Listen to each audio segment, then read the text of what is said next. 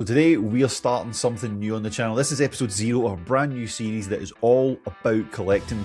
But really, it all comes down to one question. Are we in a collecting boom in 2026? And it's not just one hobby either here in the Nerd Pandemic. We have never hidden our wide variety and range of interest and collections. We're talking sports cards, traditional TCGs. Yes, the video games will make an appearance. We've got toys and literally anything that you can collect and stick on a shelf behind you in a desktop setup.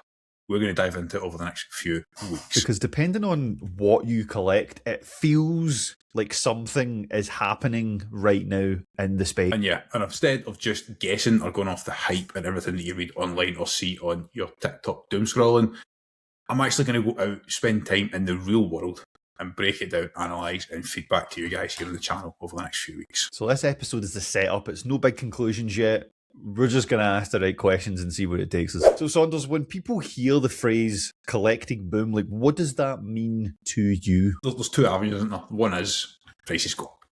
We all know about that. And COVID was a big time. People didn't do anything but sit in the house and buy stuff. And it also coincided with the 25th anniversary essentially of one of the big collecting spaces, and that is of course Pokémon. And right now we know that the 30th anniversary is on its way later in the year. So yeah, there is that aspect of prices were up, but it's also it's the activity, it's the hive, it's the people, it's community, it's events, it's actions, and certainly I'm just seeing local events that pop up all the time. One of the reasons, and we'll get to this in a little bit when we talk about why this series is coming right now, is, I mean, personally, I'm just seeing more of a hive in our region of the world. And well, I thought let's just go and explore it, see what's going on. So you would say then that this boom, it's not just a case of flipping, buy low, sell high, or speculation. There is something a little bit more tangible to this. I mean, yeah, I think so. And I guess it's really easy to get caught up in the hype. And from our perspective, we've seen the hype in Pokemon space particularly, and in certain video game areas, and they've hit all-time highs, and they certainly haven't fallen back down to the median or the average or the expectation. But it's that breadth and depth of just constant activity and hive. It's young people, it's older people, it's people our age. It's, yes, there's the online aspect, but it's the in-person thing. It's just different. And how often do we go to Forgotten Worlds and half the shop is someone our age or older with their multiple children trying to get involved in the collecting space. Yeah, exactly. And that's the difference. And I'm just interested to explore and see where that goes. And as you kind of alluded to there, this isn't just the case of, we talk a lot about video games here, but like it's not just that, or it's not just Pokemon. This seems to be going across lots of different hobbies at the same time. Would you agree with that? I guess it's just interesting from a perspective of quote unquote niching down, and that I think it's fair to say in this channel you are very much a video game collector. I am slightly more broader than that. That I have more of a curated video game collection that's very targeted. For example, one of my collections last year was I'm just buying games that I should have played the first time 15 years ago, which isn't really a collection. That's what I was targeting. Or I was targeting nice steel boots because they're going to look good behind me type thing. These were very curated, and then it's the same in other spaces. I have talked at length about my WWE card collection, and I'm just trying to buy an autograph of each wrestler that I really like. Though I'm not master set, not completing sets. I have some Pokemon cards, yes, but they are very much on hold at the moment for reasons we will look at in one of these episodes. And even in some other spaces, and you look at big time YouTube creators in the space, they are branching into these areas, and yes, there will be tax write-offs and there will be benefits to them that they can buy cards, flip them, and also get revenue from the content. That all drives it. So that, again, the question is there substance behind it, or is it purely just jumping on the latest bandwagon, Ross? Exactly. That then brings me on another question that I've got for you, which is why tackle this topic now in 2026? Why didn't we do this years ago? Why today? So I have 5 reasons. Okay. And the reason I have 5 reasons is because it's one hand, and I'm hoping that I've actually got 5 because I've just realised in my head there's more than one, so I'm hoping I can stretch to 5. Number 1, selfishly, I have a young son, and at some point I'd really like to share my hobbies and interests with him. Therefore, jumping into this type of conversation with other like-minded people in the real world just creates a nice base of, is there a community that's going to live on and take these hobbies forward, and there'll be a space for him as he gets older. So that's one, selfishly. Number two is just we're now getting close to that 1 year mark of our journey in YouTube space, and obviously still growing, still a small channel, still small set of content, but we've sort of niched into our own wee areas, and we've got our own interests, and it's just, yeah, okay, I feel up around the area enough that I want to do not a journalistic piece, but very much not just, I'm just going to go and spend 50 quid on games today and make a vlog, something that hopefully is informative to the people out there. So that's the two kind of selfish reasons, I guess, that are related to us. The more broader reasons is, I guess when you look at history, or recent history, everything moves in cycles and waves. We did a video on this 5-6 months ago, and we, as video game collecting about the bubble about to burst, and we concluded no, despite the fact that the prevailing thought seemed to be that inevitably this type of bubble would burst.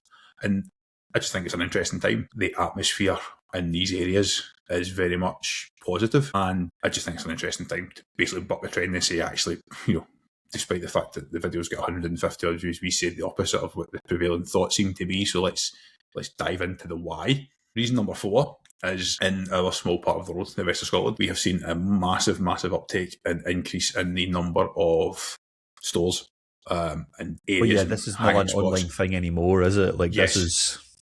This is out there for collectors of all different varieties to visit. So you and I have a lot of places in our list, and there's a sneak peek for episode 1. 3 brand new sports car shops opened up in the Glasgow and surrounding area in the last 3 or 4 months. So I've already been that's filmed. It's ready to come out the week after this. And I'm just like, well, why is that? There must be demand for 3 shops to open in such short notice. And interesting enough, they all specialise in different types of cars, and they all have they've all came from a different place. There's all got different reasons for opening their stores. We are very fortunate to have Forgotten Worlds on our doorstep. We're very fortunate to have card shops such as Dominion and Air and Settlers and Shawlands, and a brand new one near Hampden Park's opened as well, Victory Road, which is on our list. There is a reason that locally this seems to be booming. These shops would not be opening if they did not have long-term viability. So again, why is that? And reason number 5, okay, let's just cheat and say, hey, made a series to last the next 4 or 5 weeks, because we're in that bit right now where both our personal lives are so busy that we just need something that can carry us for a few weeks. So hopefully we can bring you guys in episode 0 and drag you through the next 3 or 4 weeks of 100%. Look what's happening in the west of Scotland. So based on that and the reasons for tackling this, like I want to ask you, this is one of the things that I want to dig into in this, like sort of episode 0. We'll call it episode 0. Who is collecting in 2026? Who do you think, and who do you see out there is actively going out there to get involved in these hobbies? This is the thing. I don't think it's pigeonholed. I mean, the answer could literally be everyone. I know very much. I'm not going to talk too much about personal life, as I've already mentioned. I got a young son. I will be dragging him to these types of events and places in the future, and I will be sharing my hobbies and likes and dislikes with him. And I know I'm not the only person, again, without giving too much away for the episode I've already filmed, or at least filmed the in-person bits in these stores. One of the guys opened a shop because he wants to share his hobby with his daughter, and that's nice. To me, that's really quite powerful. So we have that. We have. I just think, again, it's easy to use Forgotten Worlds as an example because I'm there all the time and it's 10 minutes away, but we'll go in there and we could literally be talking to a 60-year-old and talking to a 6-year-old in the shop looking at the other side, and it's just that generational span. Again, alluding back to the last week's segment of why now, Forgotten Worlds very much started off as I think, Japanese import game store, retro game store. Now, when the recent expansion was, and you'll back on this, they weren't adding to the video game section. It was everything else got bigger. The video game section didn't change too much. And yeah, it's now a massive hobby shop, collector shop, and everybody's in there for different reasons. So I don't think it's, I think very much our generation were very much pigeonholed. It was boys who played PlayStation or Xbox, who wore glasses and sat in the room and went and did computer games design degrees at universities. It all feels very personal. But we did all fit a certain mould, and we've carried that on. And I think it's totally different now. It's so mainstream, I think is the term. And when you look at the younger generations, you're scrolling through TikTok, and things that maybe weren't cool 20 years ago are very much now accepted. It's just mainstream. And obviously the other aspect is everything that comes out, whether it's a film, whether it's a TV show, It has merch, it has toys, it has figures, it has collectibles, it has cards. There's just something for everyone. And again, I could dive into this in detail, but you're going to have to watch the first couple of episodes because, like I said, those 3 shops I visited for episode 1, spoiler alert, sports cards is what they said, they all have different stories and they are all serving a different audience. And that becomes really, really apparent. I mean, it was honest eye-opening. The reason this episode is now coming out this week, Ross, as we've discussed, is because we're like, I think we have something. I think there's a story to tell here, but we need to set the scene for it, unfortunately. Yeah, rather than just diving in with episode 1. You're absolutely right in that this series looks to me like it's going to be, in part, trying to like kind of understand like where this growth is coming from, and like, is this just new people? Is this just returning people? Is this people branching out? So I think this is a really, really good opportunity now, and you kind of alluded to it a second ago, so we'll dive in now. Like, what does the rest of this series look like? And you and I kind of like lay out for everyone the roadmap, if you will. Yeah, of course. So we're going to start off by saying that the video game stuff will take a slight backseat during the series. I think it's worth saying that we're not guaranteeing this is going to be weekly. It'll potentially follow the previous series of every other week. But the video games will certainly weave its way through as a kind of a link for us, because I think a lot of these hobbies will spawn from video games. I'm going to talk a little bit more on personal journey and how I've got involved in these types of cards or these collectibles or these toys or these whatever. That's all going to play a part. And video games are an anchor almost that holds these together. Like you can't, like for example, episode 1 we're going to talk about sports cards. I've been to these 3 stores. I think they're a really good story to tell. I will be shouting all these shops out because they're incredible. It's everything, football, wrestling, American football, NFL, baseball, basketball, modern stuff, vintage, anything like grading, even talk about grading aspects, like the difference between using UK grading and US based grading for things like sports card is almost more important in this area than other areas because your sports card market is so dominated by the States, especially for obviously American based sports. So I'm diving into that, and like I said, the anchor there is like video games. Like you love professional wrestling. I've played every wrestling game there is ever to play, and it's one of the collections that I'm going to get back to post this series, is building that mainline WWE game collection back up and completing that. So that's going to be my anchor there. Same way, like football, we can talk about it, but like how big a link is the boom in football cards to the fact that the current generation, those 14, 15, 16 kids have grown up with Ultimate Team and FIFA and literally trading cards, virtual trading cards. So there's a huge story to tell there. Episode 2 is going to be your traditional TCG. So yes, we will be talking Pokemon, which I know people get fed up and a bit boring these days.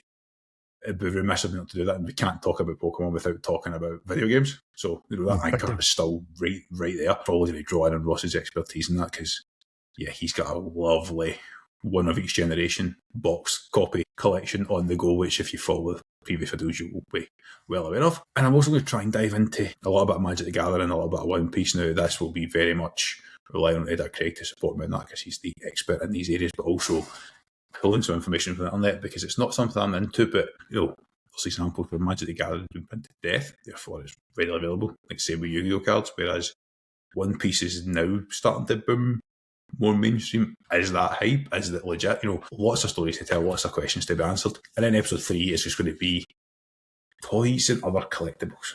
Why do people just have mountains and mountains of toys behind them? And again, that comes to the fact that I'm very lucky last month my birthday, my wife bought me some Formula 1 Lego, which led me to go buy Formula 1 cards, which was I'm now having to buy a wall mounted display to put on when I get this office finished. So essentially there's 3 episodes, and then we're going to go back to the video game collection. But what does that look like? Toys, action figures, wrestling figures, box versus loose display collecting. Do you keep it in nice and pristine? Pop Funkos, why is it you got to want it? Every single seller is selling these acrylic cases to put stuff in to protect it.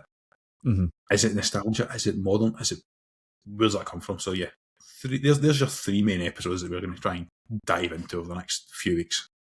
I'm very, very much looking forward to watch these like everyone at home. I am very much in the dark of what this looks like, so I think this is going to be very exciting. And I know that one thing we'll touch on more towards these sort of later episodes is the sort of physical spaces. Can you touch on that a little bit? I do think it's really, really interesting, and I don't want to go too off topic here, but I'm going to use a little bit of an anecdote, especially from one of my previous university studies, and it was It was market research for coffee shops and pubs. And people often said that coffee shops and pubs are two different things. You go to one to get drunk and you go to one to have a coffee. But actually, they are competing businesses because they're a meeting space. People meet up and get together. And if you look at coffee shops are massive on the rise in the UK versus pubs are on the decline.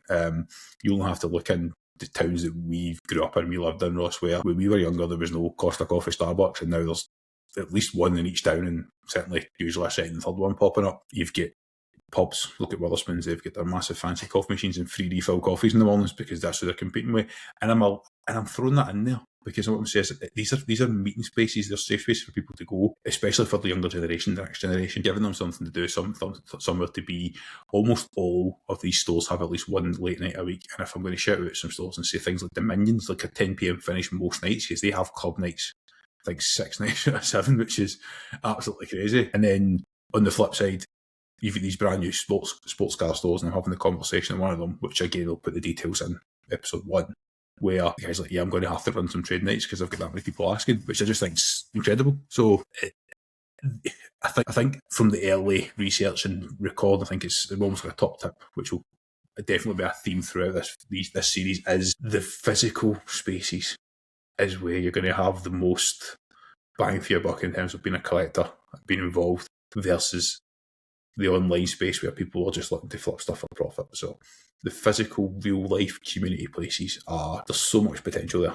And I think it's something that certainly you and I want to spend more time in these places as much as we can over the next few months and beyond. And this is where we want to bring you guys at home into the conversation. So let us know down in the comments, like, what do you collect in 2026 and what have you collected in the past? Like, have you started recently? Is this all brand new to you? Have you guys just kind of found this hobby at a similar time to us? Have you came back after a break? And does it feel like a boom where you are? If you're involved in clubs, if you're involved in shops, local collecting scenes, let us know, because we will ultimately chat about these and speak about these on these episodes. And who knows, you might even spawn a recurring thing that just never ends because we've just got so much to talk about. That is the dream right there. So next up, as you alluded to earlier on, Saunders, you're going to be diving straight in to sports card collecting. Yeah, it's the one. It is the topic that spawned this series. Really, it's the one where I'm like, well, is everybody now doing sports cards? So yeah, and it's a generic episode. I'm not going to go into the details of this is what Panini looks like. This is what Panini set 1, 2, 3, 4, and 5. This is what tops 1, 2, 3, 4, and 5 looks like. It's going to be very much like that overall holistic picture of, well, here's some really cool spaces. This is what seems to be happening in the hobby, what you guys into. And as Ross says, let us know if you're involved in these spaces, because I am not going to claim to be an expert on these areas. I'm just claiming to be a collector who's interested and who's trying to learn and bring you guys along that journey with us. And of course, let us know in the comments any areas in that sort of Glasgow, Western Scotland region that we should visit, any stores, any clubs, any communities. Even if we don't get a chance to visit them, if you can tell us about them, we can always put them in the video and shout them out, because the more people that get into this, the better for us as collectors and nerds. Yes. This episode was about setting the stage, and the next 3 episodes are where we, and by we I mean Saunders, really is going to get into this. So we'll see you guys in episode 1. Take care.